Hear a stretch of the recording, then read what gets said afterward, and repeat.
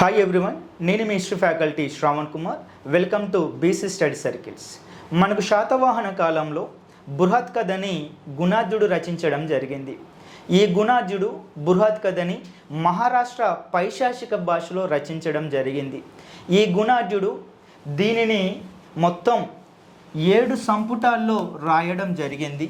ఇది యొక్క గుణాఢ్యుడు అనేటువంటి వ్యక్తి హాలుడు కాలంలో ఉన్నటువంటి గొప్ప కవి. మరి చరిత్రలో ఏం జరిగినదంటే, ఈ బృహత్ కథ అనేటువంటి పేరుతోటి అదే సేమ్ టైటిల్ తోటి వివిధ గ్రంథాలు, వివిధ రచనలు, వివిధ కవులు రాయడం జరిగింది. బృహత్ కథ అదే పేరుతో ఉన్నటువంటి వివిధ గ్రంథాలు కనుక ఒకసారి చూస్తే ఎగ్జామినేషన్ పాయింట్ ఆఫ్లో ఈ బృహత్ కథ పేరుతున్నటువంటి ఛాన్సాలు ఎగ్జామినేషన్లు ఇస్తున్నాడు. ఒకసారి ఆ గ్రంథాలు చూద్దాం. బృహత్ కథని గుణాఢ్యుడు రచించడం జరిగింది. బృహత్ కథ మంజరి అనేటువంటిది క్షేమేంద్రుడు రచించినాడు.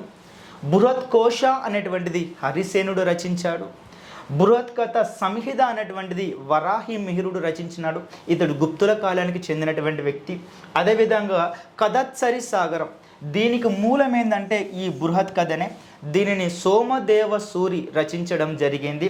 అదేవిధంగా పంచతంత్ర ఏదైతుందో విష్ణు శర్మ, అంటే చిన్న చిన్న కథలతోటి ఎక్కువ కాకుండా షార్ట్ స్టోరీస్తో రాసినటువంటి ఈ యొక్క రచననే ఈ యొక్క పంచతంత్రం. దీనిని విష్ణు శర్మ గుప్తుల కాలంలో రాయడం జరిగింది. ఇవన్నీ కూడాను ఈ యొక్క బృహత్ కథ అనేటువంటి పేరుతోటి లేదా బృహత్ కథని ఆధారంగా చేసుకొని రచించినటువంటి వివిధ రచనలు. ఎగ్జామినేషన్ పాయింట్ ఆఫ్ వ్యూలో very important. Thanks for watching this video.